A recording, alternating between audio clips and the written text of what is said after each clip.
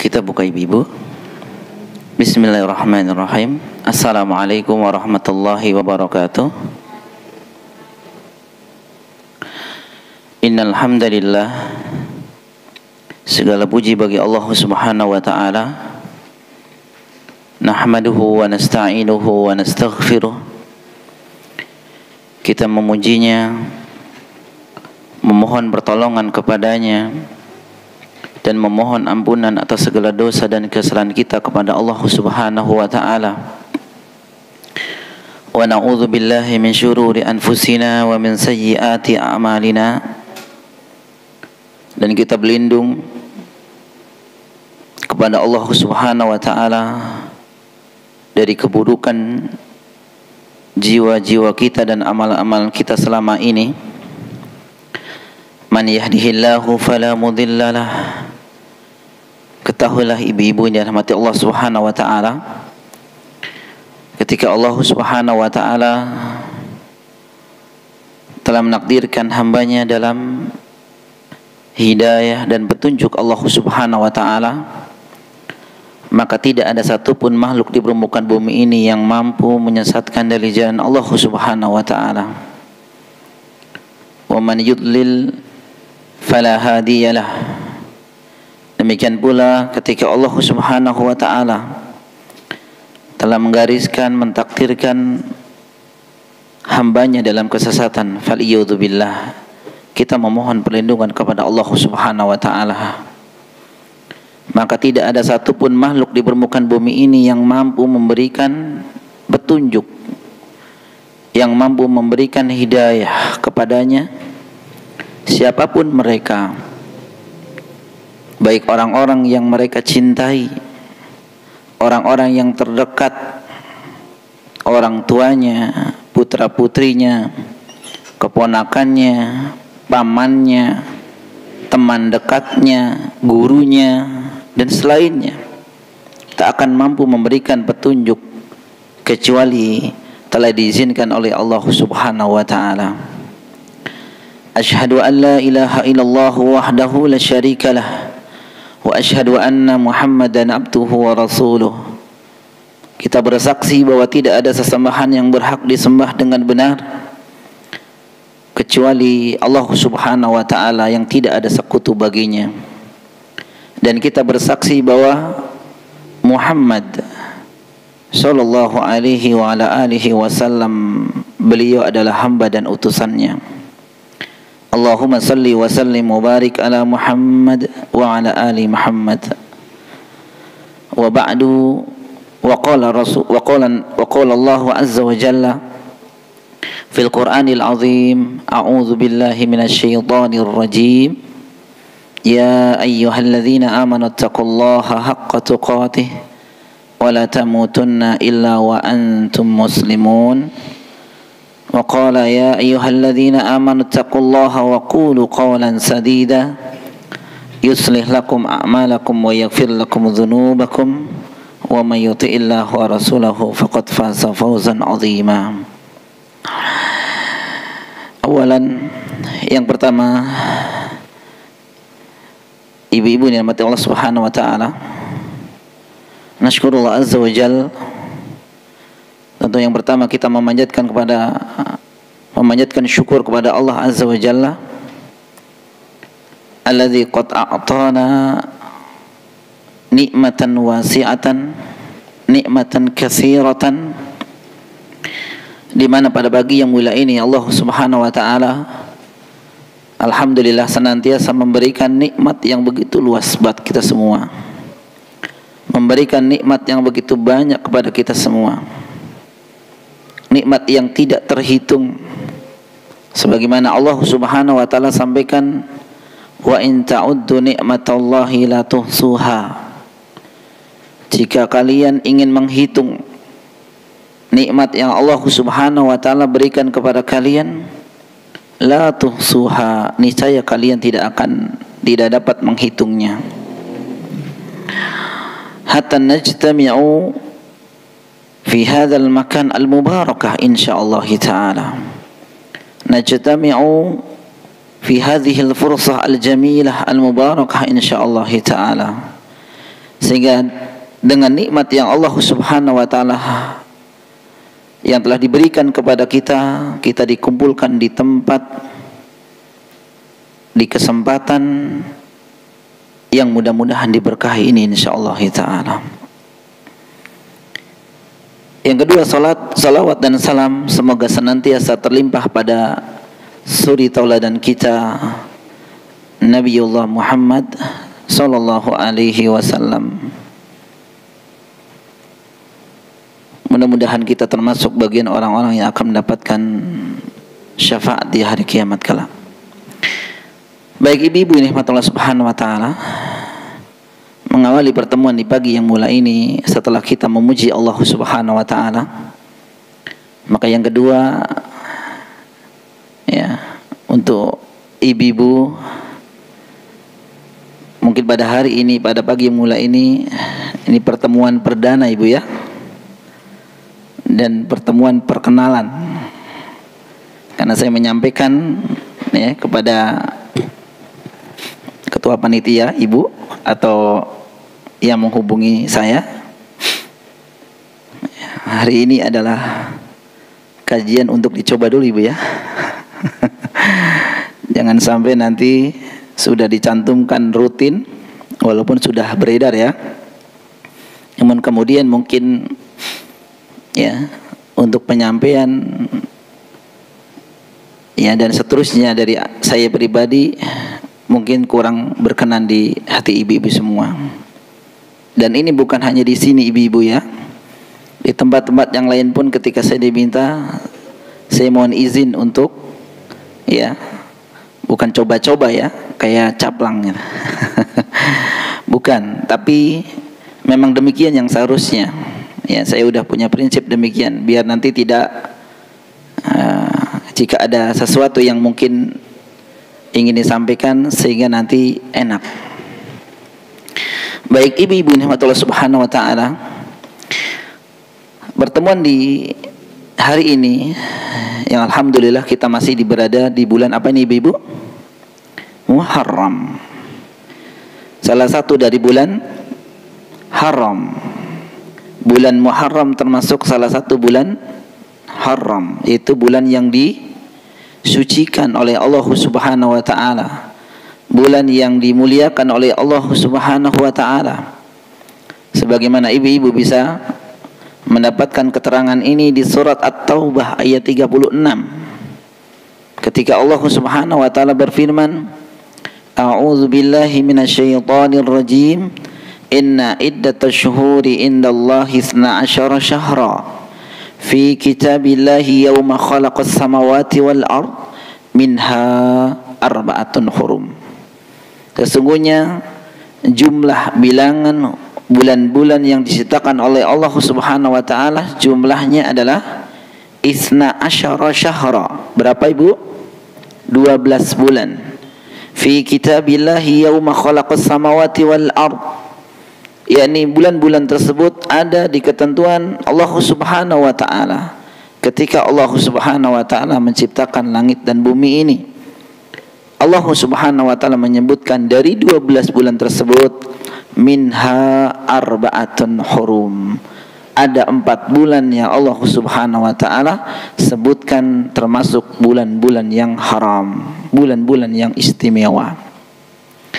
Dalam ayat yang mulia ini Allah Subhanahu wa taala tidak menyebutkan secara tafsil, secara rinci bulan-bulan apa yang dimaksud 4 bulan haram tersebut.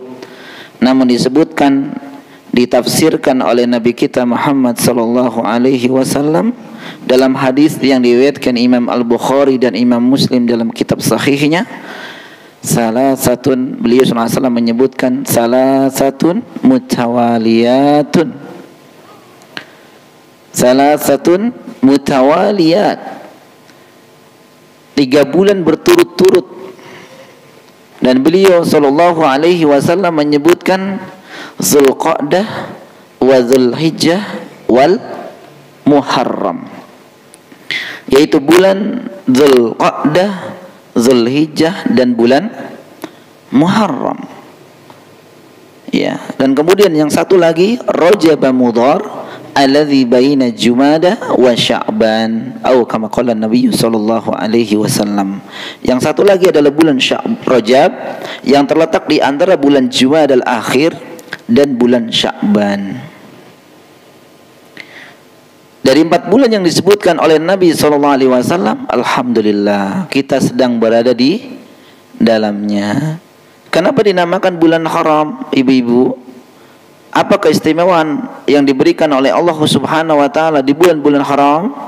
Para ulama menyebutkan bahwa bulan-bulan haram yang disebutkan tadi adalah bulan dilipat gandakannya pahala amal saleh. Dan karena keistimewaannya tersebut, karena mulianya tersebut, Allah Subhanahu wa taala pula melipat gandakan dosa orang-orang yang berbuat maksiat di bulan-bulan haram tersebut. Oleh karena itu mudah-mudahan pertemuan di pagi yang mulia ini adalah pertemuan yang menjadikan kita mendapatkan pahala berlimpah ya ibu-ibu ya. Maka yang pertama saya wasiatkan kepada diri saya dan ibu-ibu semua di kajian hari ini atau di kajian-kajian yang lain, maka yang pertama saya sering mewasiatkan atau menasihatkan kepada diri saya adalah untuk meluruskan niat terlebih dahulu. Ya, meluruskan niat. Yaitu meniatkan untuk apa, Ibu? Ikhlas mengharap pahala dari siapa? Allah Subhanahu wa taala. Jauhkan, hindarkan, tinggalkan dari niat-niat selain itu. Ya. Ikhlas lillahi azza wa jalla. Syekh Muhammad bin Shalih Al-Utsaimin rahimahullah ta'ala pernah ditanya tentang apa indikator, wahai Syekh, indikator seseorang yang bermajelis ilmu itu meniatkan ikhlas. Karena ikhlas itu tidak bisa ya mungkin secara zahir bisa ibu ya, secara batin kita tidak bisa lihat. Betul tidak ibu? Kita tidak bisa menerka ibu, oh ibu itu mah ikhlas sekali. Barangkali kita tidak mengetahui dalam hatinya seperti apa. Ya, maka beliau rahimallahu taala salah satu indikator ikhlas dalam bermajelis ilmu adalah meniatkan untuk menghilangkan kebodohan dari dirinya. Nah, ini diantaranya indikatornya ibu. Ya, jadi ketika kita ingin bermajelis ilmu, baik dekat maupun jauh, yang rutin maupun yang tapik akbar, ibu ya, yang bedah buku, yang sesaat kadang ibu ikutin, bahkan lumayan perjalanannya jauh sekali, bisa memakan 1-2 jam perjalanan. Nah, niat ikhlas adalah diantaranya adalah meniatkan untuk menghilangkan kebodohan atau ketidaktahuan diri kita, ya, agar mengetahui agama. Itu yang pertama ibu-ibu ya. Jadi kita ikhlaskan niat kita untuk Allah Subhanahu wa taala. Yang kedua ibu-ibu, ini nikmat Allah Subhanahu wa taala. Insyaallah yang ingin kita sampaikan ini bukan hanya untuk ibu-ibu semua, namun wabil khusus sebenarnya untuk yang menyampaikan di hadapan ibu-ibu ini. Jadi wallahi demi Allah ibu-ibu, jangan sekali-kali menganggap saya adalah orang yang paling sempurna. Wallahi demi Allah, saya pun sebenarnya ketika membaca murojaah kembali kitab yang insya Allah bersama-sama kita akan kaji ini, subhanallah, ternyata kitab ini adalah kitab yang tidak dikhususkan untuk seseorang, tidak, namun untuk semua orang yang mengaku dirinya sebagai seorang muslim dan muslimah. Dari judulnya saja ibu-ibu, ya, dari judulnya saja, apa judulnya ibu kitab ini? Al-Adabu Al-Mufrad. Ya, Al-Adabul Mufrad. Apa sih artinya ibu Adabul Mufrad? Ayo ibu, apa adab? Ya sebenarnya dari terjemahnya sudah ibu kira ya isinya apa. Ya kita kalau baca dari ya makna dari judulnya saja, yakni al-adab, maknanya adalah apa Ibu? Tingkah laku. Ya, kalau kita terjemahkan secara bahasa kita, tingkah laku. Al-mufrad artinya apa Ibu artinya? Al-mufrad artinya pribadi ya Ibu ya. Ya, betul tidak? Pribadi. Artinya al-adabul mufrad ini adalah akan membahas tentang perilaku atau sikap yang seharusnya dimiliki oleh seorang pribadi muslim. Yang seharusnya dimiliki oleh seorang muslim. Oleh karena itu ketika saya contohkan Ibu ya, ketika ada orang misalkan Ibu mengatakan ada orang ibu-ibu atau bapak-bapak yang Masya Allah ya, dia rajin sholat 5 waktu. Kemudian dia berbakti sekali sama orang tua. Kemudian ketika dia dalam masalah-masalah tentang kebaikan, maka dia orang yang paling pertama bersemangat. Dan kita kagum Ibu ya, kita kagum, Masya Allah, ini orang luar biasa. Maka sebenarnya kalau kita lihat dari apa yang akan kita pelajari ini, maka sebenarnya tidak ada kekaguman, karena memang seharusnya seorang muslim itu seperti itu, begitu ya. Jadi justru yang aneh itu seorang muslim kok tidak sholat. Nah yang dianehin justru itu, seorang muslim kok nggak sholat, itu aneh. Tapi kalau seorang muslim kok sholatnya tekun, nah itulah seorang muslim yang sejati.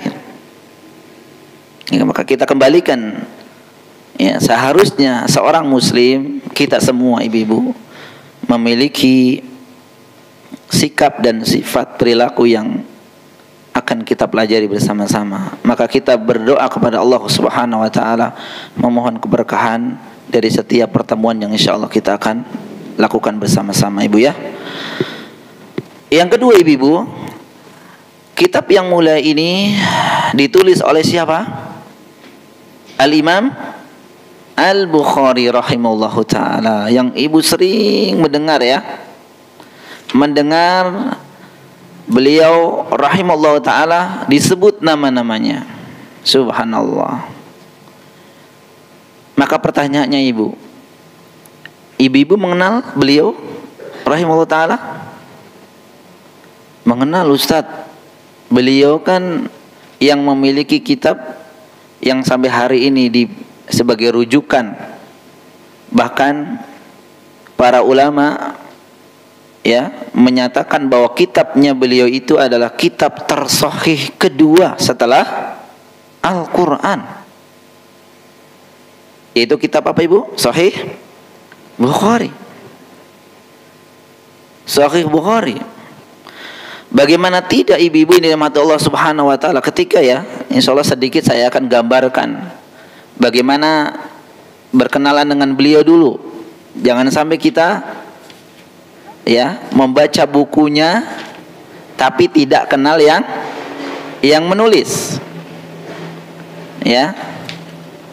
Disebutkan ya kitab beliau itu rahimahullah taala ibu-ibu, tidaklah beliau akan memasukkan hadis-hadis yang akan beliau masukkan ke dalam kitab-kitabnya atau kitab Sahih Bukhari kecuali beliau itu mendahulukan dengan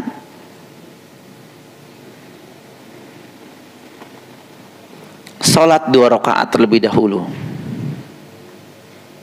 Ma wada'tu fi kitabis sahih, kata beliau ini. Wa qala Muhammad ibnu Yusuf al-Farbi wa qala Muhammad ibnu Yusuf al-Farbari qala li Muhammad ibnu Ismail ma wada'tu fi kitabis sahih haditsan illa ightasaltu qabla dhalik wa sallaitu raka'ataini. Masya Allah ibu. Tidaklah, kata beliau nih, saya menempatkan atau memasukkan dalam kitabku as-sahih, yaitu Sahih Bukhari, satu hadis saja kecuali sebelumnya saya mandi dulu ibu, dan kemudian beliau sholat 2 rakaat dan meminta petunjuk kepada Allah Subhanahu wa taala. Itu satu hadis ibu ya. Berapa hadis sahih yang dimasukkan oleh Al-Imam Al-Bukhari dalam kitabnya ibu? Kitab Sahih Bukhari. Ada yang tahu berapa? Nah, berarti belum mengenal ibu ya. Kalau bercerita tentang beliau, subhanallah ibu, sampai kita mungkin kalau membaca dengan seksama perjalanan beliau dari mulai kecil itu sampai dengan ya beliau diwafatkan oleh Allah Subhanahu wa taala, kita akan bisa mengambil pelajaran yang begitu banyak beliau. Sekitar 7.000-an ya. 7.000-an hadis. Jadi beliau ketika mau memasukkan hadis, satu saja hadis, sholat 2 rakaat, berarti berapa rakaat ibu? Ini sholat yang ingin beliau ya, dikarenakan ingin memasukkan satu hadis ke dalam kitabnya.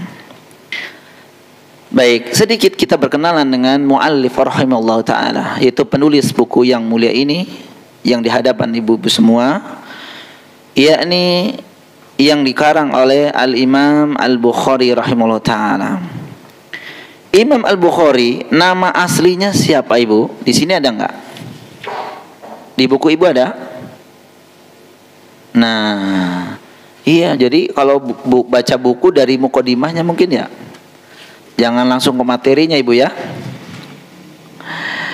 Beliau rahimahullah ta'ala nama aslinya adalah Muhammad ibnu Ismail ibnu Ibrahim ibnul Mughirah ibnu Bardizbah, atau dalam kitab yang aslinya itu Bardazbah. Namanya aneh ibu ya. Bardazbah.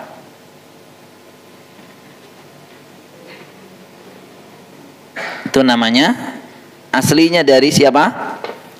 Al-Imam Al-Bukhari rahimahullah ta'ala. Muhammad ibnu Ismail ibnu Ibrahim ibnul Mughirah ibnu Bardazbah. Kunyah beliau, kunyah itu apa ibu ya?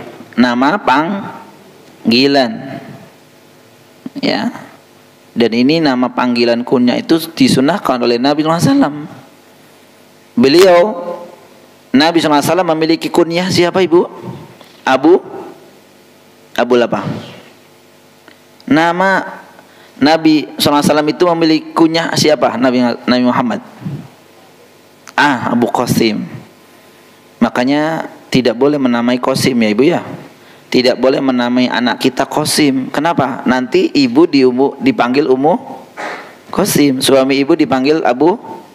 Dan itu sudah pernyataan tidak boleh nama ini dinisbatkan kepada selain Nabi SAW. Kalau udah terlanjur gimana Ustaz? Nama lanjutannya siapa? Qasim Ahmad misalkan ya, maka dipanggil Abu Ahmad saja, jangan Abu Qasim.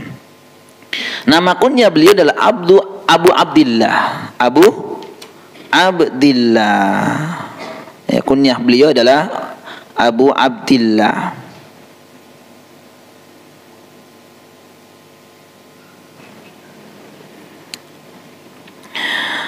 Beliau dinisbatkan dengan nama Al-Ju'fi ibu ya, Al-Ju'fi. Jadi ada juga yang menamai beliau dengan Al-Ju'fi. Nasab beliau itu Al-Ju'fi, dinisbatkan kepada nisbah Al-Arabiyah. Karenanya apa? Karena Al-Mughirah itu kakek Bukhari. Al-Mughirah itu kakek dari Al-Bukhari. Al-Bukhari itu siapa? Ya, Al-Bukhari itu masuk Islam berkat dari seorang ulama namanya Al-Yaman Al-Ju'fi. Jadi dinisbatkan kepada Al-Ju'fi. Kenapa Muhammad ibnu Ismail ibnu Ibrahim ibnu Mughirah itu kita kenal dengan nama Al-Bukhari, Bu? Dinisbatkan kepada siapa? Kepada apa? Kepada negeri beliau itu dilahirkan. Jadi nama aslinya bukan Imam Al-Bukhari sebenarnya. Nama aslinya adalah Muhammad bin Ismail bin Ibrahim ibnu Mughirah. Itu beliau, nama beliau yang sekarang kita kenal dengan Al-Imam Al-Bukhari itu dinisbatkan kepada tempat beliau dilahirkan. Yaitu nama tempatnya adalah Bukhara.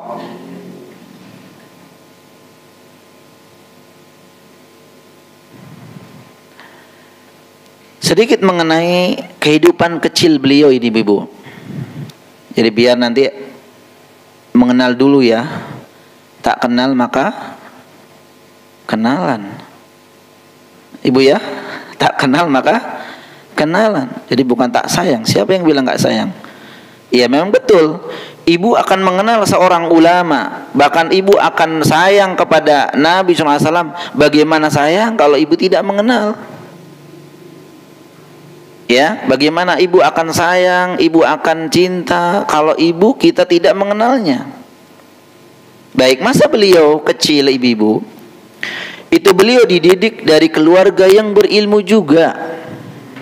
Jadi dari keluarganya juga keluarga yang berilmu. Bapaknya ibu, siapa nama bapaknya? Ismail, adalah seorang ahlul hadis. Seorang ahlul hadis. Ya, hanya saja beliau tidak termasuk ulama yang banyak meriwayatkan hadis, tidak banyak beliau. Ya, ini disebutkan oleh beliau sendiri dalam kitab Tarikh Khabirnya bahwa bapaknya telah melihat Hamad bin Zaid bin Abdullah Al-Mubarak. Dia telah mendengar dari Imam Malik. Karena itulah dia termasuk ulama bermadhab Maliki. Jadi bapaknya itu ibu-ibu bermadhab Imam Malik. Ayahnya rahimahullah ta'ala itu meninggal ketika Al-Imam Bukhari masih kecil. Masih kecil sudah ditinggal bapaknya. Jadi beliau adalah anak yatim.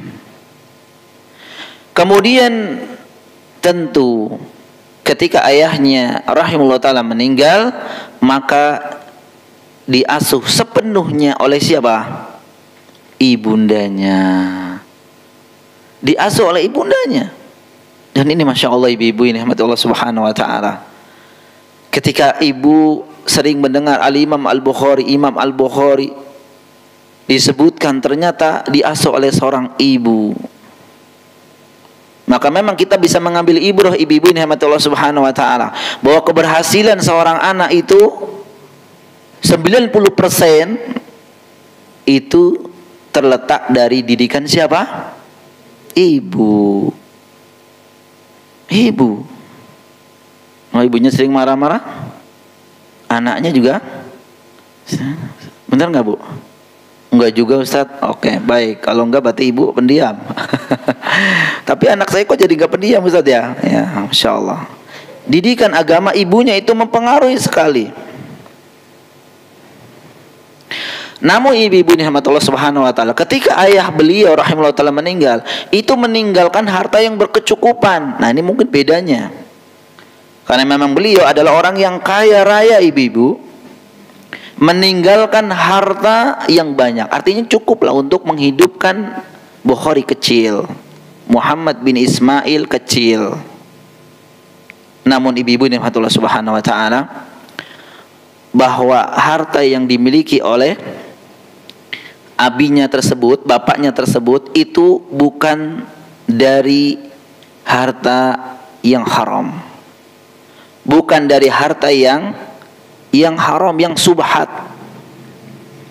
Ya, disebutkan ya oleh qala Ahmad ibnu Hafsin, dakhaltu ala Abi Al-Hasan. Abi Hasan itu ya bapak, yaitu Ismail maksudnya ya. Bapaknya siapa?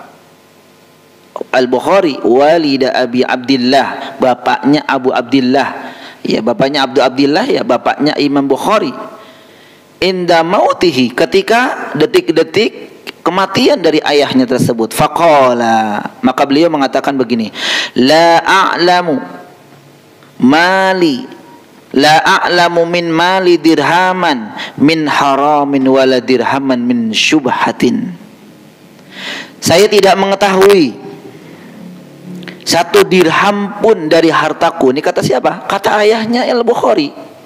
Kata Ismail ibnu Ibrahim. Ini kalau mau menghafal begini jadi agak bingung. Benar nggak, Bung? Tapi sebenarnya bukan bingung. Ibu belum pernah dengar. Jadi akhirnya Ismail ibnu itu siapa, Ustaz? Lah itu kan di bapaknya siapa? Bapaknya Al-Bukhari. Abu Abdillah itu siapa, Ustaz? Ya Imam Bukhari.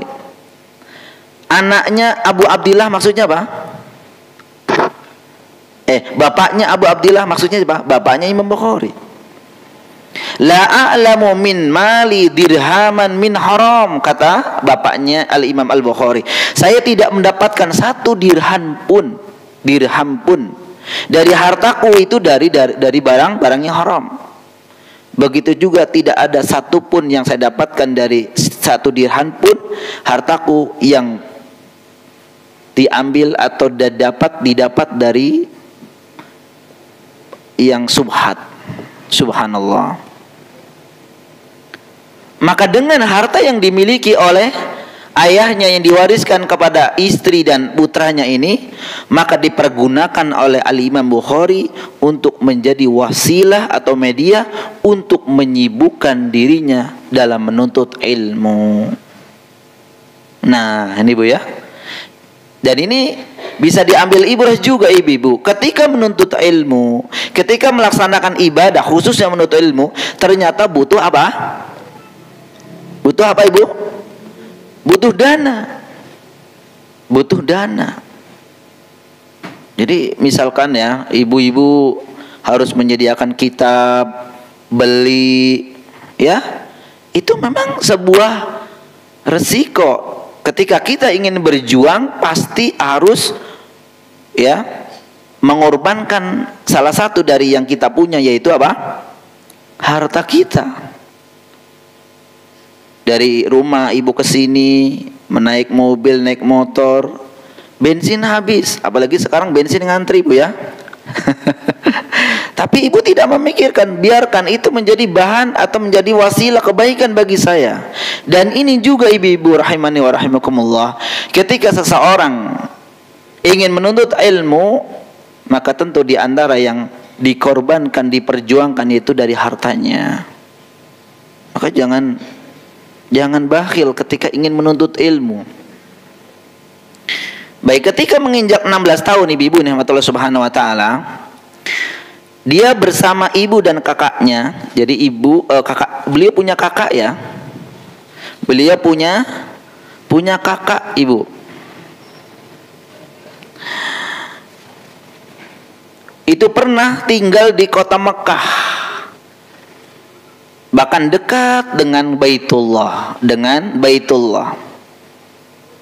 yang tentu itu menjadikan kemudahan bagi beliau untuk menuntut ilmu di tanah haram, ya. Nah, ini subhanallah, kemudahan demi kemudahan yang dimiliki, yang diberikan oleh Allah Subhanahu wa taala kepada Al-Imam Al-Bukhari dan keluarganya, ibundanya dan kakaknya. Ada satu kisah ibu-ibu, beliau pernah kehilangan penglihatan kedua matanya. Ya, pernah kehilangan kedua matanya ibu-ibu. Jadi pernah buta beliau rahimahullah ta'ala itu. Namun ketika ibunya, tentu ya, ibu yang mana yang tega melihat putranya itu tidak bisa melihat. Maka siang malam ibundanya itu berdoa kepada Allah Subhanahu wa taala. Berdoa kepada Allah Subhanahu wa taala, menangis dan seterusnya.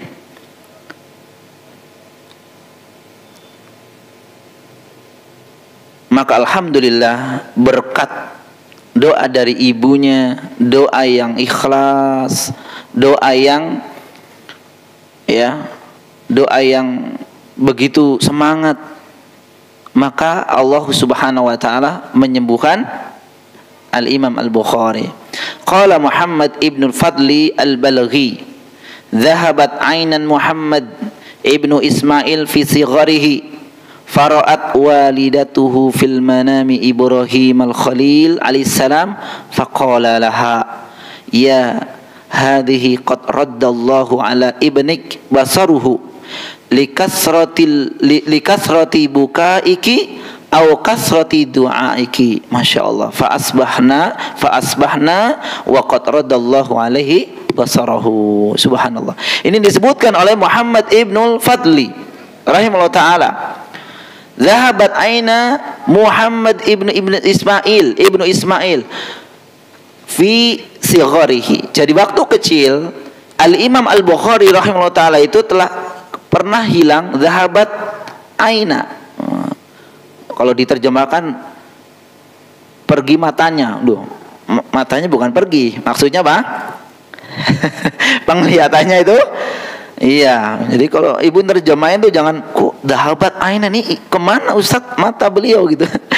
Pandangan beliau ya menjadi buta. Fara'at walidatuhu fil manami Ibrahim al-Khalil alaihissalam. Maka ya ibunya suatu malam bermimpi bertemu dengan siapa? Al-Khalilur Rahman. Siapa yang mendapatkan julukan Khalilur Rahman, ibu? Nabi Ibrahim alaihissalam. Dan mengatakan apa? Faqala laha, maka Nabi Ibrahim alaihissalam itu dalam mimpinya mengatakan, ya hadhihi qad raddallahu ibnik basaruhu. Sungguh telah Allah Subhanahu wa taala sembuhkan atau pulihkan penglihatan putramu, likasrati bukaiki au kasrati du'aiki. Ini dikarenakan karena ya banyaknya engkau menangis dan karena banyaknya engkau berdoa kepada Allah Subhanahu wa taala. Jadi biasanya ibu ya, kalau doa yang benar-benar itu, kalau yang sangat ingin didambakan terkabul, biasanya doa itu apa? Sungguh-sungguh ibu ya, sungguh-sungguh, dan kemudian bahkan tidak jarang mengeluarkan air mata. Begitu harapannya ingin dikabulkan oleh Allah Subhanahu wa taala. Begitu juga ibunda dari Al-Imam Al-Bukhari. Maka faasbahna, maka di pagi harinya ya, waqad raddallahu alaihi basarahu, maka melihat Al-Imam Bukhari itu telah disembuhkan matanya oleh Allah Subhanahu wa taala. Ini juga ibrah bagi kita ibu-ibu, ketika ya melihat anak-anak kita ada kekurangan, maka gak usah ngeluh ke orang-orangnya ibu. Tidak perlu berkeluh kesah kepada orang lain, tapi minta kepada siapa? Kepada Allah Subhanahu wa taala. Karena ketika kita mengeluhnya hanya kepada Allah, maka sebenarnya itu merupakan kebaikan yang diberikan oleh Allah Subhanahu wa taala, dan pasti akan mendatangkan hikmah walaupun tidak saat itu pula. Coba kalau kita lihat ibu-ibu, banyak ya di televisi jadi hafiz Quran itu anak-anak kecil itu yang memiliki kekurangan fisik, begitu ibu ya. Kekurangan fisik, namun Allah berikan hikmah di balik itu semua. Dia dimudahkan oleh Allah Subhanahu wa taala untuk apa? Menghafal Quran. Maka dengan menghafal Quran, Allah angkat derajat kedua orang tuanya. Masya Allah. Kalau kita memang kadang memandang apapun yang kita alami ini memang ya segalanya adalah keburukan. Makanya kalau kita tawakalnya kuat kepada Allah Subhanahu wa taala, maka insya Allah hati kita akan selalu tenang. Ya, meminta kepada Allah Subhanahu wa taala ibu. Jangan sampai ya berkeluh kesah kepada orang. Kecuali karena memang ada ikhtiar. Ibu ikhtiar ingin menyembuhkan anak, kekurangan anak apa disembuhkan. Toh itu juga meminta bantuan kepada orang-orang yang ahli. Ya, orang yang ahli. Misalkan ya, ada anak sampai umur 3 tahun dia belum bisa ngomong. Misalkan ibu ya, kan banyak ya. Atau bahkan 44 tahun, bukan 40 tahun ya, 4 tahun ya, seperti anak saya Yahya itu, anak saya Yahya itu 4 tahun setengah baru bisa ngomong ibu. 4 tahun setengah, bayangin, coba orang tuanya udah kayak apa, ibunya maksudnya ya. Bagaimana? Tapi masya Allah, alhamdulillah, waduh, sekarang nggak bisa diam ibu, ngomong terus, ya. Mungkin ini adalah ujian bagi orang-orang yang memang dikehendaki kebaikan oleh Allah Subhanahu wa taala. Karena memang Nabi SAW pernah mengatakan apa? Fa innallaha idza ahabba qauman ibtalahum. Sesungguhnya ketika Allah Subhanahu wa taala menghendaki atau mencintai kaum, mencintai seseorang, itu buktinya, tandanya diapain? Diberikan ujian. Ya, ujian ibu. Maka jangan bersanteria ketika ibu tidak pernah diberikan ujian.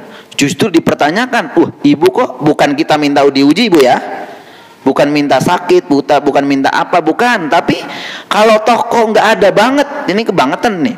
Justru ibu akan ditanya dulu, nih ibu, karena ketika seseorang ya, ketika kita memperhatikan anak kita, pastikan kita mencintai dia, akan memperhatikan apapun gerak gerik dia. Kalau salah kita tegur.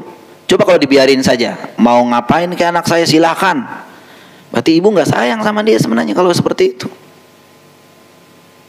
Sekali lagi ibu rahmatullah subhanahu wa taala, ini bisa diambil dari kisah ibunda Al-Imam Al-Bukhari rahimahullahu taala. Ya. Kecerdasan beliau. Nah, ini ibu nih ya. Kecerdasan beliau rahimahullahu taala itu sudah muncul sejak beliau itu masih kecil ibu.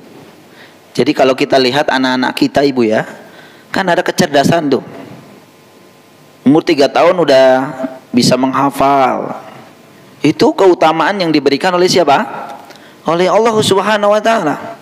Karena mungkin wasilah dari harta yang diberikan oleh ibu, oleh bapak itu adalah harta yang halal.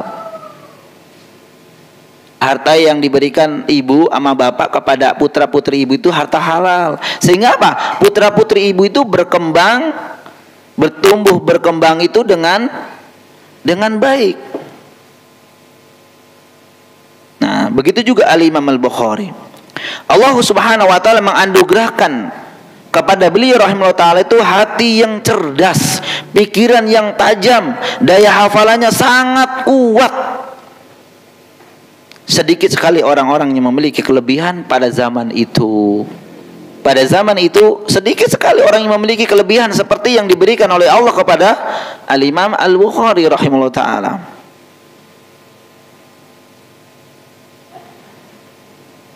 Nih, bukti dari kecerdasan beliau rahimahullah ta'ala ketika kecil ibu ya. Ada sebuah riwayat yang menuturkan tentang dirinya, bahwa dia menuturkan, aku mendapatkan ilham untuk menghafal hadis ketika aku masih berada di bangku sekolah baca tulis. Jadi kalau dulu namanya kutab.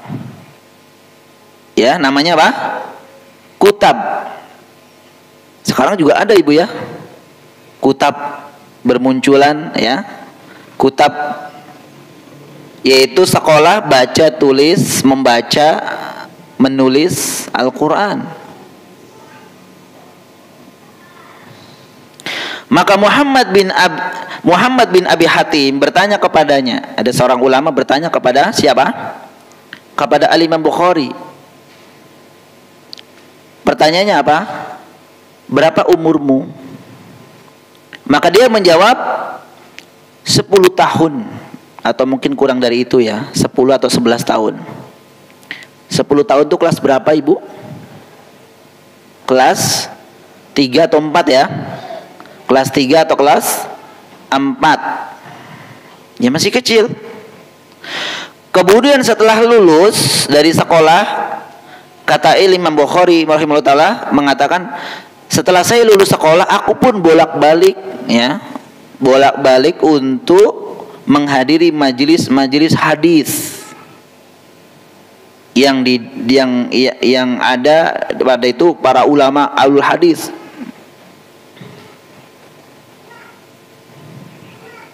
Ya, bolak-balik menghadiri apa? Kajian atau majelis hadis dari ulama ahlul hadis tentu. Nah, suatu hari Ibu rahmatullah subhanahu wa taala ketika sedang membacakan hadis di hadapan murid-muridnya, di antaranya adalah majelis seorang ulama ahlul hadis namanya Ad-Dakhili rahimahullah taala. Ketika Al-Imam Al-Bukhari rahimahullah taala hadir di majelis Alul Hadis Ad-Dakhili rahimahullah taala, ketika Ad-Dakhili ini membacakan hadis di depan murid-muridnya,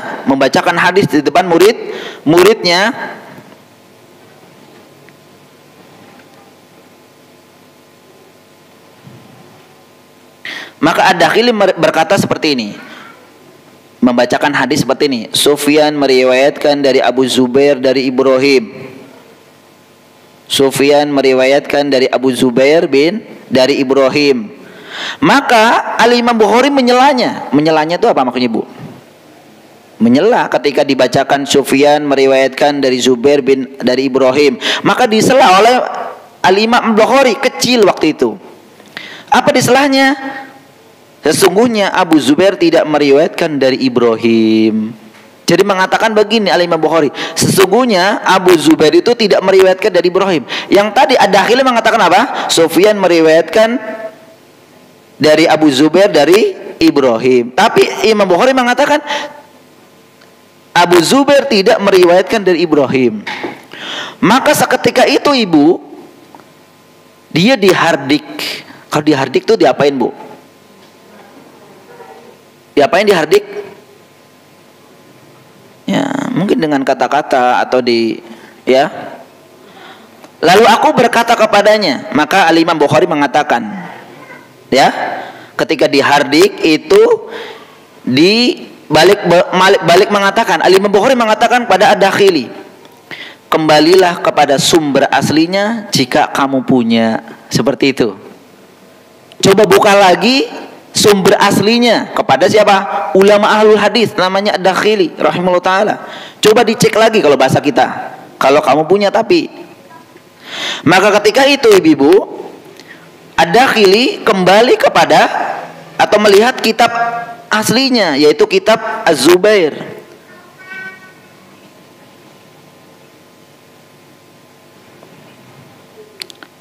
Apa yang dikatakan Ad-Dakhili kepada Imam Bukhari kecil, Ibu? Dia mengatakan gini, bagaimana kamu bisa tahu ya anak kecil? Masya Allah. Bagaimana engkau bisa tahu? Maka aku menjawab, kata Al-Imam Bukhari, dia adalah Az-Zubair, nama aslinya Ibnu Adi yang meriwayatkan hadis dari Ibrahim. Kemudian dia pun mengambil pena, mengambil pulpen dan membenarkan catatannya. Jadi catatan Ad-Dakhili itu dirubah. Dia pun berkata kepadanya, sodakta, kamu benar wahai anak kecil. Maka Muhammad bin Abi Hatim bertanya kepada Al-Bukhari, ketika kamu membantahnya, berapa umurmu? Umurnya 11 tahun. Ya Allah, 10 tahun 11 tahun lagi pada main sepeda. Kalau sekarang Ibu ya bukan HP, bukan sepeda, HP ya. La ilaha illallah. Al-Imam Bukhari tidak. Beliau rahimahullah ta'ala duduk di majelis ahlil hadis. Maka subhanallah, kalau saya runut Ibu, ini bisa habis waktu nih Bu. Pertemuan pertama belum masuk ke buku kitab. Ya, guru beliau, ibu-ibu, guru beliau rahimahullah ta'ala itu disebutkan oleh beliau dalam kitabnya. Ya, dalam kitabnya itu guru beliau berapa Ibu? Coba bandingkan dengan guru-guru kita. Guru beliau Al-Imam Bukhari rahimahullah ta'ala disebutkan oleh beliau dalam kitabnya. Saya lupa di di sebelah mana ya? Karena saking banyaknya Ibu ya. Itu kurang lebih 1080 guru. Dan semua ahlul hadis. Masya Allah, ibu-ibu, coba ibu hitung SD 6, SMP 6, SMA 6, terus baru 18. Ahlul hadis, bahasa Inggris, PAI, IPA, sains, kimia, guru yang galak-galak gitu ya, nggak disebutin sama ibu kan? Ini beliau rahimahullah ta'ala gurunya ibu-ibu yang beliau sebutkan itu sekitar 1080 guru, semuanya ahlul hadis. La ilaha illallah. Kita nyari guru aja bilang susah, ya. Duh, ibu-ibu, subhanallah. Baik, satu lagi ya. Satu lagi saya sebutkan tentang kehebatan cerdasnya beliau ketika waktu kecil. Hashid bin Ismail menuturkan bahwa Bukhari selalu ikut bersama kami. Hashid bin Ismail itu kakaknya siapa? Kakaknya Bukhari. Kan Hashid bin Ismail. Kalau beliau namanya Muhammad bin Ismail, berarti nama kakaknya Imam Bukhari siapa? Hashid. Catat ibu. Ya, Hashid. Selalu ikut bersama kami mondar-mandir menghadiri apa? Menghadiri para masyaikh Basrah. Saat itu dia masih kecil, kata kakaknya ini ibu nih. Tetapi dia tidak pernah menulis pelajaran yang ia simak. Ya Allah, dia Imam Bukhari waktu kecil ikut bermajlis sama kakaknya di Basrah, di Ahlul Hadis, dan tidak pernah mencatatnya. Sehingga hal ini berlalu beberapa hari setelah ketemu dengan para masyaikh. Setelah beberapa lama itu 6 harian lah ya kurang lebih ya, beberapa hari setelah 6 hari lah kurang lebih, kami pun mencelanya.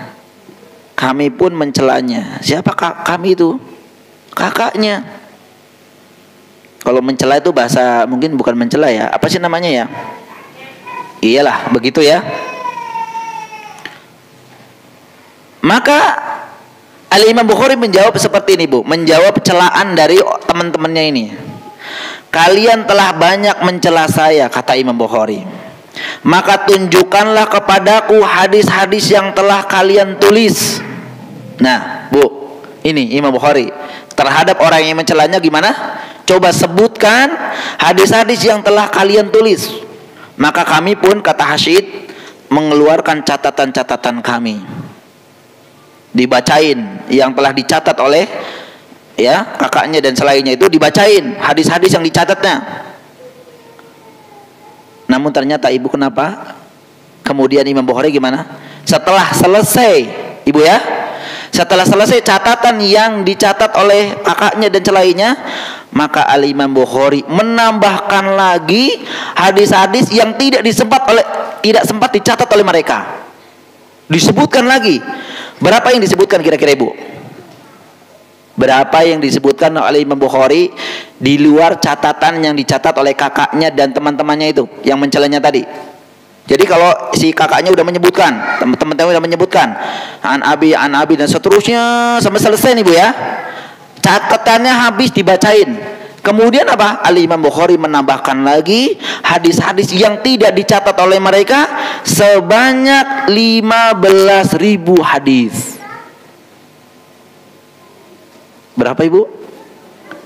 Bukan 15 doang ya, 15.000 hadis disebutkan oleh Al-Imam Al-Bukhari, dan itu keluar dari hafalannya, di luar kepala.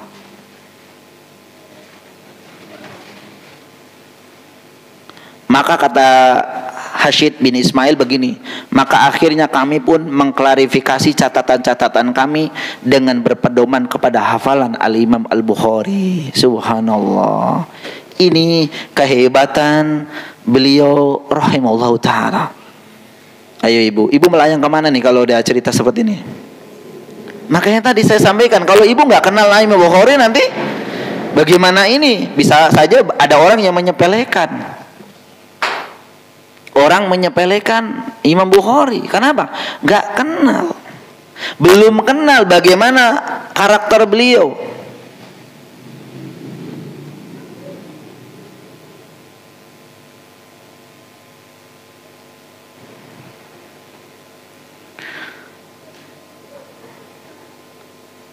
Rihlah beliau ini ibu nih. Maaf ya, ini sedikit tambahan juga ibu. Ya, ini rihlah beliau ketika mencari ilmu, menuntut ilmu. Ini ibrah bagi kita juga. Kalau kita cuman cari ilmunya yang dekat-dekat aja deh Ustaz, nggak usah perjalanan jauh. Bagaimana beliau ini? Rihlah beliau rahimahullah ta'ala ketika menuntut ilmu, itu merupakan bagian yang sangat mencolok dan sifat yang paling menonjol dari tabiat para ahlul hadis. Nah, ini memang ciri khas ahlul hadis itu, mereka lah orang-orang yang ketika mencari ilmu itu tidak mengenal waktu, tidak mengenal tempat.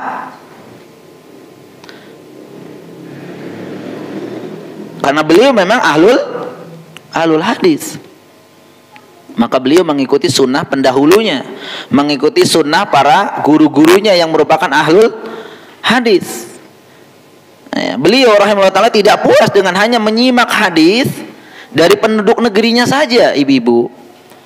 Beliau rahimahullah ta'ala tidak puas hanya menyimak hadis-hadis yang dibacakan atau diajarkan di negerinya saja, tidak puas. Maka apa yang terjadi? Beliau pun mengadakan perjalanan-perjalanan dalam rangka menuntut ilmu. Bahkan para ulama menyebutkan perjalanannya yang berbulan-bulan hanya ingin mendapatkan satu hadis. Ingin mendapatkan satu hadis itu, perjalanan beliau itu berhari-hari, berbulan-bulan. Ibu tinggal naik motor 5 menit juga nggak ada ibu ya. Tapi kok berat banget. Kenapa ibu? Ya, apalagi tanya ustadznya siapa? Ustadz Yudi Abu Yahya. Nggak kenal. Enggak. Ya, kan kadang seperti itu ibu ya. Milih guru kan? Milih guru. Wah ustadz itu tuh mantap lah. Udah saya berangkat. Masya Allah. Apakah Al-Imam Bukhari seperti itu ibu? Lah kalau kayak ibu, kapan dapat hadisnya? Kapan dapat ilmunya ibu-ibu? Tidak. Beliau mengadakan perjalanan bukan yang dekat-dekat saja. Kita akan sebutkan beberapa wilayah yang dikunjungi oleh beliau untuk meniti jalan dalam menuntut ilmu. Maka inilah diantaranya makna dari hadis yang mulia yang ibu sering dengar dan ibu hafal. Nabi SAW bersabda, "Man salaka tariqan yaltamisu fihi ilma, sahalallahu lahu bihi tariqan ilal jannah." Atau kama qala Nabi SAW. Barang siapa yang yaltamisu fihi ilma, siapa yang mengadakan perjalanan dari rumahnya keluar, salah satunya adalah atau hanya satu yang diingin cari, mendapatkan ilmu din, maka Nabi mengatakan, sahalallahu lahu bihi tariqan ilal jannah. Maka dengannya, dengan perjalanannya dia, ya, yang bersusah payah, itu menjadikan dia dimudahkan oleh Allah Subhanahu wa taala mendapatkan atau memasuki surganya Allah Subhanahu wa taala. Kalau kita ingin mendapatkan bagian atau mendapatkan kabar gembira ini, ya kita lakukan sebagaimana ya yang dilakukan oleh para ulama, di antaranya Al-Imam Bukhari ini. Jadi sekali lagi saya tadi sih mengatakan di awal, ketika kita ingin ya melakukan ketaatan memang harus berjuang ibu-ibu. Perjuangan tenaga, perjuangan pikiran, perjuangan harta, perjuangan yang lainnya. Jadi kalau semua inginnya gratis gimana ibu? Memang ada ya, ada yang gratis-gratis. Manfaatin kalau memang gratis. Tapi bukan berarti kemudian gratis terus. Kalau memang yang sesuatu yang harus mengeluarkan tenaga, mengeluarkan pikiran, dan itu jelas janji Allah Subhanahu wa taala akan memberikan pahala, janji Allah akan memberikan surga, maka kita berjuang ibu bersama-sama. Oleh karena itu memang salah satu di antara ya modal untuk mendapatkan kebaikan, modal untuk mendapatkan pahala dengan melaksanakan ketaatan kepada Allah itu modal yang satu di antaranya adalah sabar. Betul tidak ibu, sabar? Ibu kalau tidak sabar nih, hari ini ibu banyak pekerjaan kan ya, nyuci dua ember, ya, apalagi udah bak, bukan ember mah kecil ya, 2 bak, ya, kemudian apa? Nyapu ngepel belum, ngegosok belum, masak belum, macam-macam. Apalagi ibu punya usaha, aduh kalau ngaji omset saya berkurang. Aduh, kalau nggak sabar, wallahi demi Allah, kita tidak akan cukup. Kita tidak akan mencukupkan waktu kita untuk beribadah juga. Memang tidak salah juga kita melakukan ya usaha ikhtiar dunia. Kata Allah Subhanahu wa taala, "Wala tansa nasibaka minad dunya." Tidaklah ya, janganlah kalian meninggalkan bagian kalian di dunia ini. Ya silakan berniaga, melaksanakan apa sebagai sunatullah kita sebagai manusia untuk mendapatkan ini. Betul, tapi atur waktunya untuk mendapatkan akhirat pula. Bahkan saya pernah mendengar ya, rizki itu tergantung dari ketakwaan seseorang katanya ibu. Makanya coba lihat, maaf ya, saya yang sudah berkali-kali ke tanah suci, ke Arab Saudi sana ya, mungkin ibu juga, itu melihat orang-orang Arab itu kalau bekerja semangat atau kayak ogah-ogahan. Pagi-pagi tidur loh bu, ibu apa? Jam sebelum subuh udah berangkat. Makanya dari cerita para teman-teman yang belajar di sana, itu kalau diceritakan tentang bagaimana ya kita itu berangkat kerja, mereka itu geleng-geleng kepala. La haula wala quwata illa billah katanya. Sebelum subuh udah berangkat, pulang habis isya. Begitu kan kita? Sana, lah ya, masya Allah. Ya. Makanya kalau ibu belanja di tokonya ya, belanja di tokonya. Ibu mau bayar nih, sudah ambil barangnya, nggak mau bayar, terdengar Allahu Akbar, Allahu Akbar, bisa saja bilang ukhruju, keluar. Belum bayar loh bu, tinggal bayar kan enak, bayar aja nih, terima kan? Enggak, dia ukhruju, semua keluar. Kenapa? Mereka telah mendengar panggilan Allah Subhanahu Wa Taala. Ibu jangan marah kalau disuruh keluarin. Memang begitu mereka ya.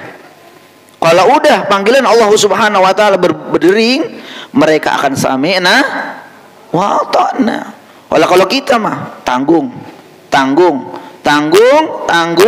setengah 2 baru sholat duhur. Udah gitu ingetnya dagangan kan ibu, sholatnya Allah Akbar, assalamualaikum, langsung. Tanya sama sebelahnya, ada yang beli nggak tadi? Ada yang canda, tadi ada 5 orang. Aduh, gara-gara sholat nih. Nah, kufur kata-katanya nih akhirnya kan. Bohong sebenarnya yang sampingnya, bercanda karena mungkin saking taatnya. Jangan ibu-ibu, kalau udah komitmen dengan panggilan Allah, itulah mereka. Masalah dunia apa kurang ibu mereka? Tidak, karena masalah rizki demi Allah ibu tidak akan berkurang dan tidak akan bertambah. Jadi singkatnya begini ya, ini buat saya juga sebenarnya, bukan ibu-ibu juga. Kalau ibu lagi usaha nih, mau kerja, mau dagang, mau apa saja, hari ini saya pengen dapat banyak banget misalkan, hari itu pengen 10 juta misalkan, ternyata cuma dapat 500.000, ibu malah marah kan? Hari ini sial, hari ini nggak dapat 10 juta. Barangkali ibu kalau memang 10 juta diberikan hari itu juga, rizki ibu habis, alias mau nggak? Pikirnya begitu ya. Barangkali memang 10 juta itu tinggal rizki ibu memang. Kalau ibu hari itu pengen 10 juta, artinya ibu pengen cepat. Karena habisnya rizki itu sesuai dengan ajal. Maka mungkin 500.000 itu dibagi 10 juta dibagi 500.000 berapa? Ya sekian itu hari biar ibu tobat. Barangkali kan demikian. Makanya Allah kasih bro. Karena wallahi demi Allah ibu-ibu nikmat Allah subhanahu wa ta'ala, kan para ulama telah menjelaskan bahwa rizki orang itu ya itu sejajar atau sebanding dengan ajalnya. Jika rizki habis, ajal pasti menjemput. Itu aja ibu. Kalau pengen ibu cepat meninggal, ya coba aja berdoa sama Allah, ya Allah kasih hari ini sekian. Sok monggo. Ya nggak bisa. Karena memang ini, makanya ada di sana ada syukur, di sana ada sabar. Ini ada, harus ada memang. Kok jadi ke situ-situ ya? Baik, yang penting ini yang namanya juga syarah ibu ya. Syarah itu kan penjelasan ya, penjabaran ya. Kalau letterlock buku nanti ibu ngantuk ya. Tapi sekarang ngantuk nggak ibu? Enggak ya, alhamdulillah. Wah, tanda-tanda lanjut ini mah. Ya, dan mohon maaf ibu ya, saya memang kalau ngisi nemenin ya, bukan ngisi ya, nemenin ibu-ibu itu nggak bisa terlalu serius. Ya, di sela-sela ini ya. Baik, negeri-negeri yang pernah beliau kunjungi adalah satu ibu. Ada negeri namanya Khurasan. Ada namanya negeri Basrah, Kufah, Baghdad, Hijaz. Hijaz itu maksudnya Mekah dan Madinah. Syam, Al-Jazirah, kota-kota dekat di sekitarnya ya. Kemudian termasuk juga Mesir. Mesir. Subhanallah ibu.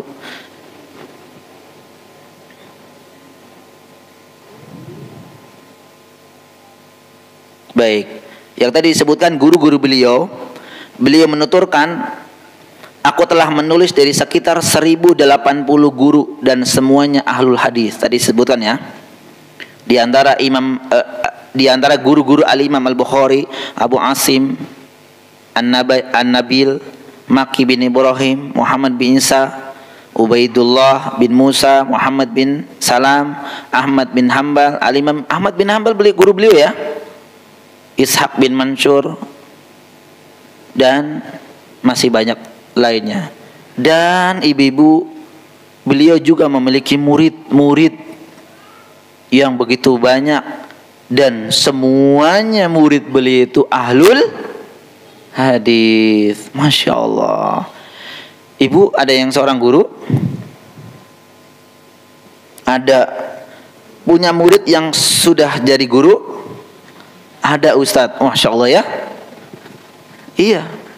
Itu bangganya bagaimana ibu? Kalau punya muridnya sudah jadi guru juga. Masya Allah. Kita bersyukur sekali bu ya. Iya. Sudah sukses lah bahasa kita ya. Itu banyak sekali murid-murid beliau ibu rahimanillah ya.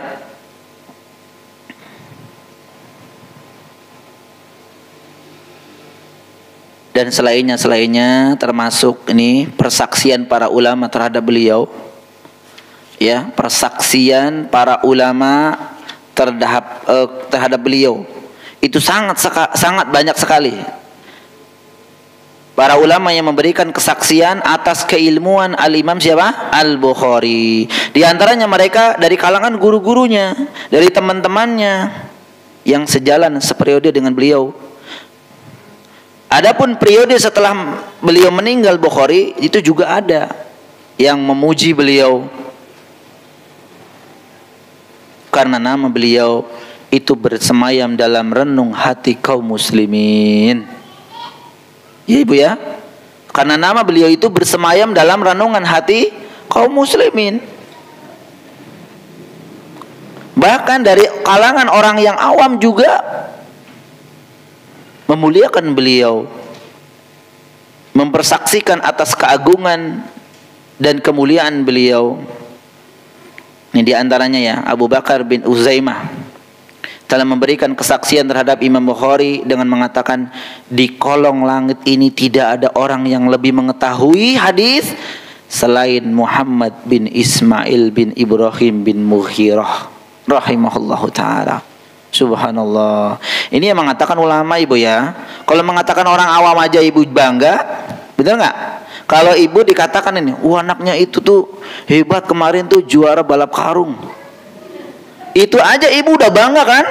Saya, bapaknya tuh yang ngajarin. Gitu ya. Itu bangga. Apalagi ini ada 17 Agustus nih. Nanti ada hari pembagian hadiah. Nanti di apa? Dipanggil. Juara pertama balap karung dengan pakai helm ya. Kan aneh-aneh sekarang nih. Adalah misalkan ya namanya Andika putra dari Bapak Fulan. Langsung kan silakan naik panggung. Dikasih buku tulis. Ibu ya, itu sudah bangganya bukan main.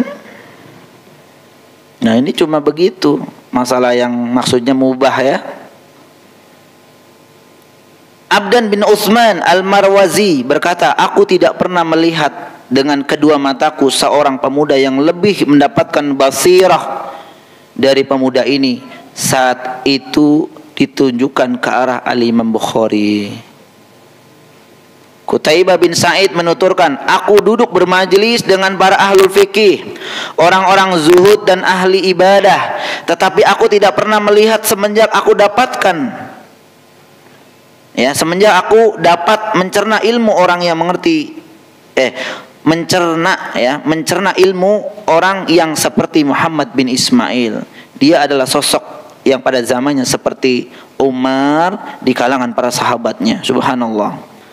Dan dia berkata, kalau seandainya Muhammad bin Ismail adalah seorang sahabat, maka dia merupakan ayat, merupakan tanda.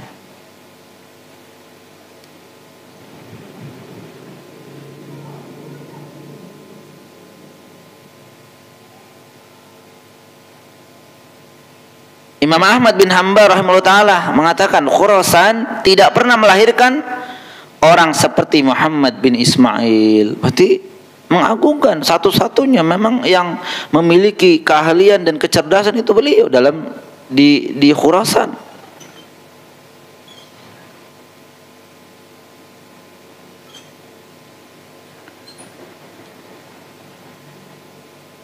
Dan lainnya banyak sekali Bu kalau saya ingin bacakan. Baik, mungkin terakhir hasil karya beliau. Nah, hasil karya beliau rahimahullah ta'ala, Imam Al-Bukhari itu memiliki karya yang terbesar adalah apa Ibu? Al-Jami' As-Sahih, atau kita kenal dengan Sahih Bukhari. Yang ada berapa jilid? Ibu pernah punya? Sahih Bukhari itu ada berapa jilid? Kalau di syarah, saya ada di perpustakaan saya 18 jilid. 18 jilid. Ibu punya buku apa? Punya buku tulis gak? Punya buku apa namanya? Ya barangkali ibu buat apa namanya? Udah Ustadz saya bikin komik. Komik ya. Komik mengenai perjalanan diri ibu sendiri. Mulai dari kecil sampai menikah, sampai punya anak, sampai punya cucu. Belum sampai meninggal kan? Bagaimana meninggal kalau bisa nulis? Sampai sekarang. Itu udah bangganya, Masya Allah gimana kita melihat. Yang tadi disebutkan dalam Sahih Bukhari sekitar ada berapa ribu hadis? Sekitar 7.000 hadis. Dan setiap hadis yang tadi saya sebutkan, ya, tidaklah beliau rahimahullah ta'ala memasukkan hadis ke dalam kitabnya Sahih Bukhari kecuali beliau melaksanakan mandi, wudhu, dan kemudian sholat 2 rakaat istikharah dulu. Itu satu hadis. Lah kalau 7.000 hadis, ya sekian itu kali. Subhanallah. Nah ibu mikirin itu enggak? Kalau gitu enggak mikirin. Suruh wudhu aja enggak mau kan? Suruh wudhu, sholat juga kalau bukan waktunya enggak mau. Yang sampai hari ini ibu, yang sampai hari ini itu apa? Masih terdengar Sahih Bukhari. Maka para ulama sepakat Sahih Bukhari dan Sahih Muslim, dua kitab yang Tersahih setelah Al-Qur'anul Karim. Memang ada satu cerita Ibu ya. Jadi ketika di zamannya beliau menulis kitab Sahih Bukhari ini, itu ditaklik, maksudnya apa ya? Dikoreksi, ya, atau dikoreksi oleh beberapa ulama. Ya kayak ibu bikin buku, jangan langsung jadiin, tapi koreksi, diedit lah bahasa kita ya, oleh orang-orang. Coba gimana buku saya? Sekaligus dikomentari, oh ini buku bagus, oh ini buku ini, oh ini buku sesuai dengan zaman dan seterusnya. Beliau juga ketika menulis itu dikoreksi oleh para ulama hadis yang lain. Maka ada waktu itu cerita, saya lupa ya, kalau tidak salah namanya Dimyati namanya. Pernah mengatakan apa? Telah mengkoreksi. Dalam bukumu wahai Imam Bukhari ada 4 hadis yang maksudnya dikatakan mungkin tidak sampai derajat sahih. Namun ternyata Ibu, setelah dikoreksi 4 itu adalah hadis sahih semua. Subhanallah. Jadi keutamaan dari kitab beliau itu luar biasa Pak sampai hari ini. Kemudian yang kedua, nah kitab yang ada di depan ibu-ibu semua yaitu Al-Adab Al-Mufrad. Kemudian Tarikh As-Shaghir, Tarikh Al-Aswad, Tarikh Al-Kabir, Tafsir Al-Kabir, Musnad Al-Kabir, Kitabul Ilal, Raf'ul Yadain fi As-Salah, ya, Raf'ul Yadain fi Salah. Kemudian Birrul Walidain, Al-Qiraah Khalfa Al-Imam, Kitab Ad-Du'afa, Kitab Al-Kuna, Al-Wihdan, Al-Fawaid, dan lainnya. Masya Allah, kalau sebutin sampai habis. Terakhir sekali wafatnya beliau rahimakumullahu ta'ala. Beliau kapan lahirnya Ibu? Kapan beliau lahir? Tadi disebutkan dari awal lahirnya. Beliau rahimahullah ta'ala lahir wulida yaumal jum'ati ba'da salatil jum'ah. Beliau rahimahullah ta'ala itu lahir di hari Jumat, ba'da salatil jum'ah, setelah salat Jumat, li salasata asyrata min syahri Syawal, yaitu di tanggal 13 bulan Syawal, ya, di tanggal 13 bulan Syawal, fi sanah arba'in wa tis'ina wa mi'atin. Berapa ini? 94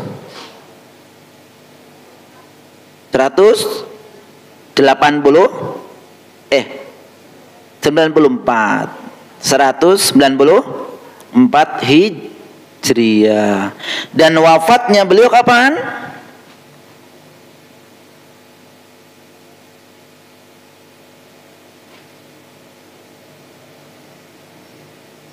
Imam Bukhari keluar menuju Samarkand. Tiba di Khartan, sebuah desa kecil sebelum Samarkand. Ia singgah untuk mengunjungi beberapa familinya, keluarganya ya. Namun di sana beliau rahimahullah ta'ala jatuh sakit beberapa lama, dan akhirnya beliau meninggal di hari Sabtu, ya, di hari Sabtu di tahun tanggal 31 Agustus 870 Masehi atau 256 Hijriah, pada malam Idul Fitri. Dalam usia berapa Ibu kira-kira? Coba ulangi, coba dihitung Bu. 62 tahun. Bener nggak? 62 tahun kurang 13 hari. Beliau dimakamkan setelah lepas sholat zuhur pada hari raya Idul Fitri rahimahullahu ta'ala. Semoga Allah subhanahu wa ta'ala merahmati beliau. Baik ibu-ibu ini rahmati Allah subhanahu wa ta'ala, ternyata pada hari ini belum masuk di materi. Bagaimana bisa dinilai Ustadz? Kan belum nih. Ya yang penting seperti itulah ya. Karena kita ingin sedikit, ini juga sedikit sebenarnya Ibu. Kalau kita ingin sampaikan banyak hal tentang beliau rahimahullah ta'ala, tentunya kita akan mendapatkan faedah yang sangat banyak dari beliau, penulis buku yang insya Allah kita bersama-sama ingin membahasnya. Demikian ibu-ibu ini rahmatullah subhanahu wa ta'ala. Ini mukadimah kita di pertemuan yang mulia ini.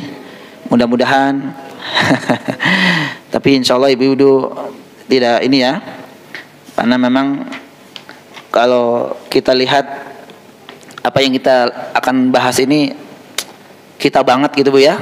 Kita banget, kita sebagai seorang anak, kita sebagai orang tua, kita juga sebagai seorang muslim dan muslimah.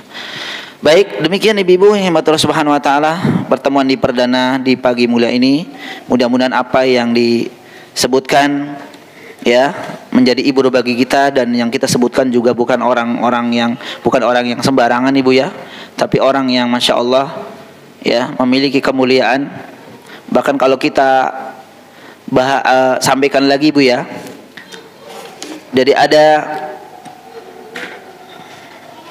seorang yang bermimpi ibu ya, seorang bermimpi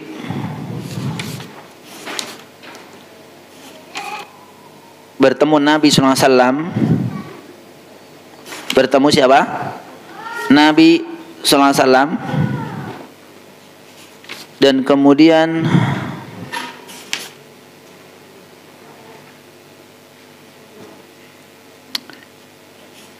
ya intinya adalah bahwa mimpi beliau, Nabi SAW itu mengatakan untuk anjuran untuk mengikuti Al-Imam Al-Bukhari ya.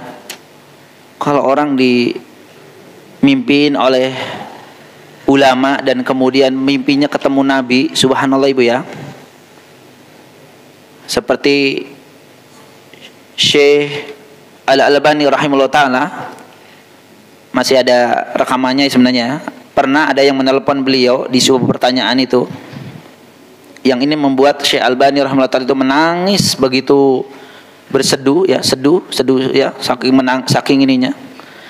Di pertanyaan tersebut ada seorang ibu-ibu, kalau nggak salah ya, saya pernah dengar, wahai Syekh, saya bermimpi bertemu dengan Nabi SAW.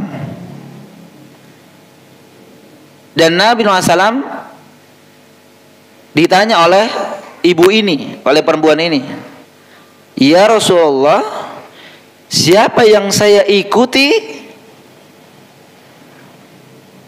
setelah engkau? Maka dalam mimpi ibu ini mengatakan, ikuti jejak Syekh Al-Albani rahimahullah ta'ala. Yang menjadikan Syekh Al-Albani itu menangis begitu derasnya. Subhanallah. Inilah ulama ibu ya. Mimpi bersama ketemu Nabi, tapi Nabi kok diem aja Ustaz ya gitu ya. Nah, bahkan ada yang mengaku-ngaku bertemu dengan Nabi SAW. Wallahu a'lam bishawab ibu-ibu. Mudah-mudahan apa yang disampaikan bermanfaat. 5 menit kurang lebih nih, ada beberapa pertanyaan ya. Kalau saya bisa saya jawab, kalau enggak buat PR ya. Ya, Imam Malik rahimahullah ta'ala ketika ditanya 100 pertanyaan, yang dijawab cuma berapa? 3. Ini wallahu alam, ini wallahu alam, wallahu alam, wallahu alam gitu. Jawabannya apa? Wallahu alam. Apalagi yang nanya itu ibu ya, itu datang dari kampungnya. Dari kampung datang ke kota ingin bertemu dengan Imam Malik, dan pertanyaan-pertanyaan itu datang dari kampungnya itu diajukan kepada Imam Malik, wallahu alam, wallahu alam, wallahu alam. Makanya protes, ini rakyat kami pengen jawaban dari imam. Maka jawabannya sampaikan bahwa Imam Malik menjawab wallahu alam. Coba ibu. Jadi masya Allah ya, berbahaya kalau berfatwa kata ini. Dan saya juga wallah alam ya, kalau memang jawaban saya ini salah, rujuk pada yang benar. Yang kedua, ini bukan jawaban saya biasa merujuk pada jawaban para ulama. Baik, yang pertama, afwan Ustaz, pertanyaan di luar tema. Temanya apa kira-kira sekarang ini? Al-Imam Bukhari ya. Ya, Masya Allah. Apa ada batasan waktu sholat sunnah fajar qobliyah subuh? Wallah alam, bahwa qobliyah subuh itu kan yang namanya qobliyah. Apa arti qobliyah? Sebelum. Kalau ba'diyah baru setelah. Emang ada setelah subuh? Ba'diyah, qobliyah subuh. Jadi misalkan ibu bangun jam 5:30, belum syuruk kan? Berarti itu masih sholat, masih waktu subuh. Sekiranya masih bisa, ibu sebelum sholat subuh sholat qobliyah subuh dulu. Tapi udah mepet banget nih, ibu tahu syuruknya jam 6.00, ibu bangun jam 5.55, 5 menit lagi, iya ditinggalin. Lebih baik sholat apa?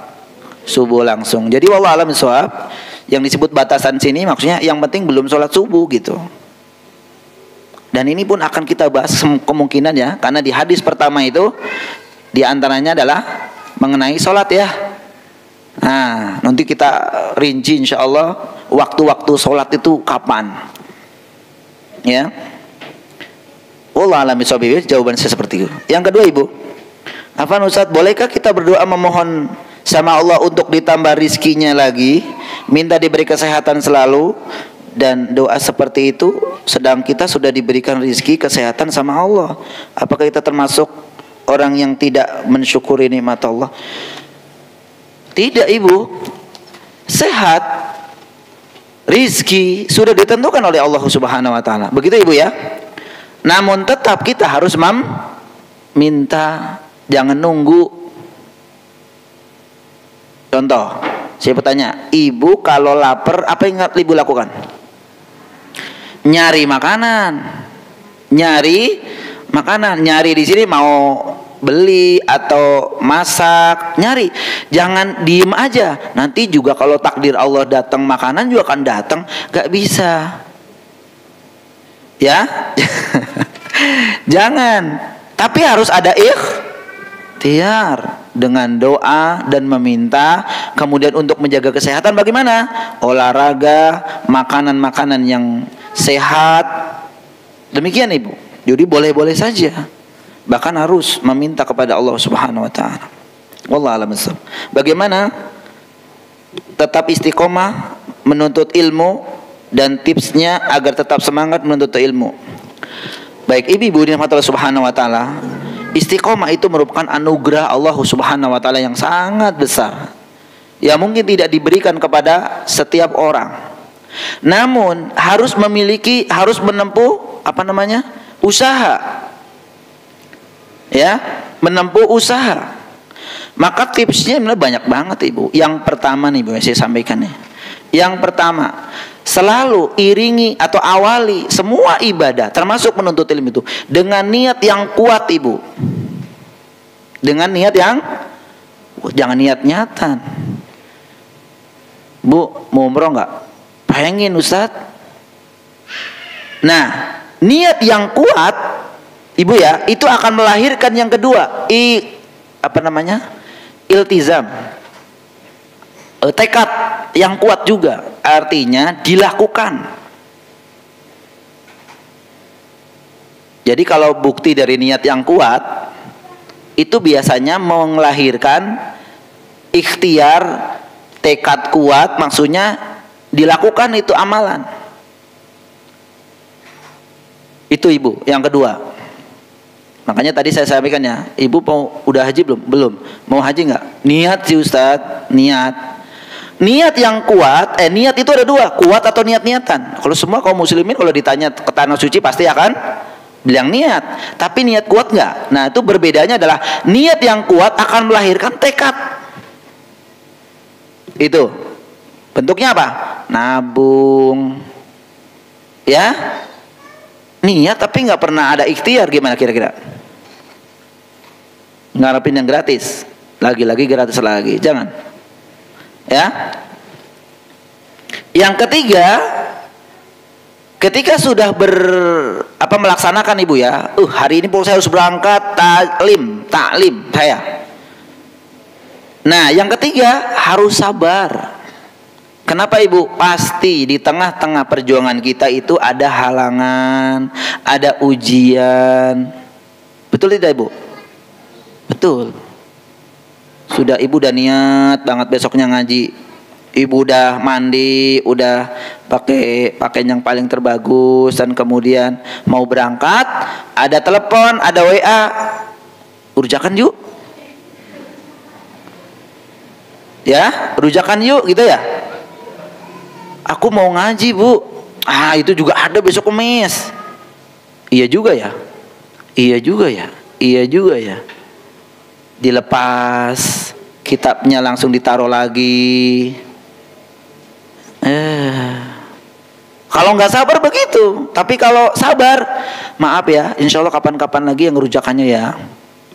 Ibu akan beginiin, mau ibu mah gak temen, ibu mah gak fair sama kita, ibu mah so alim, ibu mah so suci, ibu mah dan seterusnya. Kalau nggak sabar, balik maning, ya kan betul ya? Makanya 3 mungkin kiat ibu ya. Yang pertama, niatkan kuat. Semua ibadah bukan hanya apa? Thalabul ilmi ini. Yang kedua, tekad kuat ibu. Tekad kuat, pokoknya hari Selasa saya harus ngaji, nggak boleh diganggu. Ngomong sama bapak, Pak, hari Selasa, hari Kamis, hari Ahad saya ada jadwal ngaji ya, jangan ganggu saya. Begitu ibu ya. Itu tekad kuat ibu. Kecuali ada udurnya sakit, ada urusan yang betul-betul harus ditinggalkan. Kalau ibu sudah istiqomah, maka ada keutamaan bagi ibu. Apa keutamaan bagi orang yang istiqomah ketika meninggalkan satu amalan? Sebagaimana Nabi SAW mengatakan apa? Idza maridul abd aw safara kutiba lahu ma kana ya'malu muqiman sahihan. Orang yang jika seorang hamba sakit atau safar, 2 hal ini kan sering menjadi uzur seorang itu meninggalkan ibadah rutin ibu ya, sakit dan safar. Maka apa kata Nabi? Jika amalan yang ditinggalkan itu adalah amalan yang sudah rutin, sudah istiqomah, maka dia tetap akan dicatat pahala oleh Allah Subhanahu wa taala seperti dia melakukan amalan tersebut. Masya Allah. Allah alam isab. Demikian ibu ya. Kemudian yang selanjutnya nih ada 2 lagi ya. Bagaimana kiat-kiat agar kita ridho dan ikhlas terhadap ujian yang Allah berikan kepada kita. Terkadang pas kita lagi down, kita merasa sedih dengan ujian yang menimpa kita. Masya Allah ibu, ini pembahasan bagus sekali dan saya pernah bahas sebenarnya ini ya. Apa kiat-kiat untuk ini?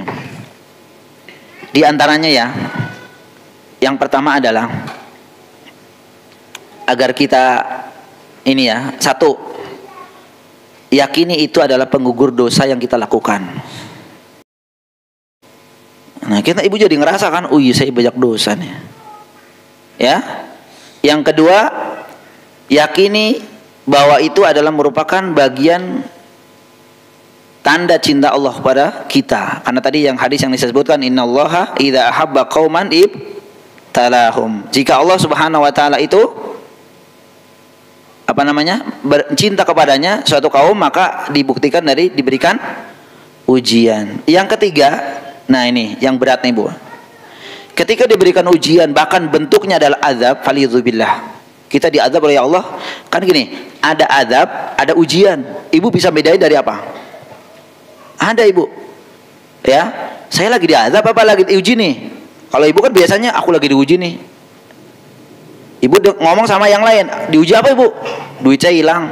Kata temannya, ya pantas lah, pelit dia. Nah, barangkali dengan diazab nih, ibu bilangnya ujian. Makanya yang lebih tahu ibu ya. Ibu bilangnya ujian terus. Orang lain yang tahu kan? Wah, hilang nih uang saya berapa? 100 juta.